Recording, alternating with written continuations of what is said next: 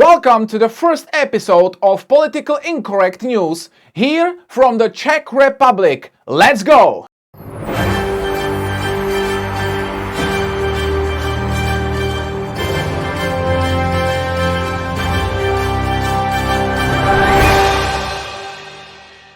The government of British Prime Minister Keir Starmer has decided to deport Dutch conservative activist Eva Vlaar.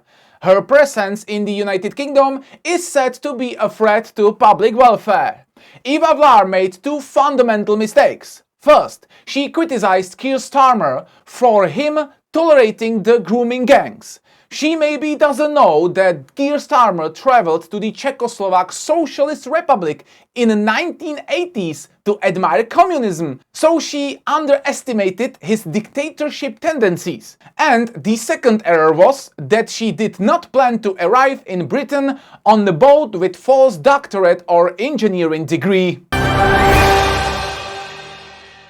The British government's disputes with conservatives also continues with major steps against one social network. The UK government is considering a complete ban on social network X due to alleged deepfake photos that violated the privacy of some people. Elon Musk has promised to ban his artificial intelligence from creating sensitive AI images in all countries where such content is illegal. However, Elon Musk can also rename his social network to Grooming Gang, so Keir Starmer will never consider restricting Musk's social network in the United Kingdom whatsoever. Somali fraud in the US is taking on federal proportions.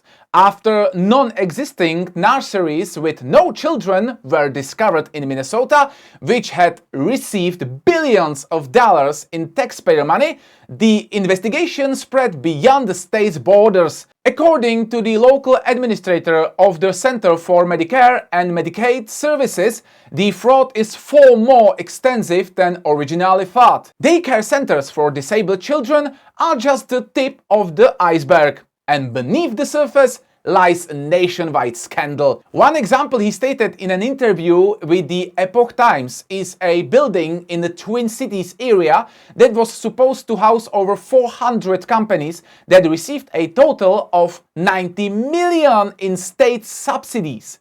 The building has boarded up windows and, rather than being the headquarters of 400 companies, is a nice opportunity for a quality urbex exploration. This must reach the highest level of government and will be a web of corruption. That is why Governor Walz gave up his re-election bid. But instead of self-reflection, Democratic politicians are encouraging citizens to attack the security forces. Tim Walz, instead of thinking about running for office again, should have long ago been thinking about how to bend over for soap in the prison shower to avoid the pain in the ass. Sea levels are rising. Everything will be flooded. According to so-called scientists, this is the result of evil capitalism with its free market and freedom of movement. So it is necessary to restrict what people can produce, buy, and how they can travel to their vacation destinations or work. Otherwise, we will all perish, drowned in a snowy firestorm. Of course, left-wing politicians also claim this, as did Kamala Harris, the almost president of the United States of America. But now she is in political retirement and no longer needs to trade on people's fears to score political points. So she bought a house on the beach, which is supposed to be flooded when the ice caps melt, as a result of the fact that global green communism has not yet been introduced.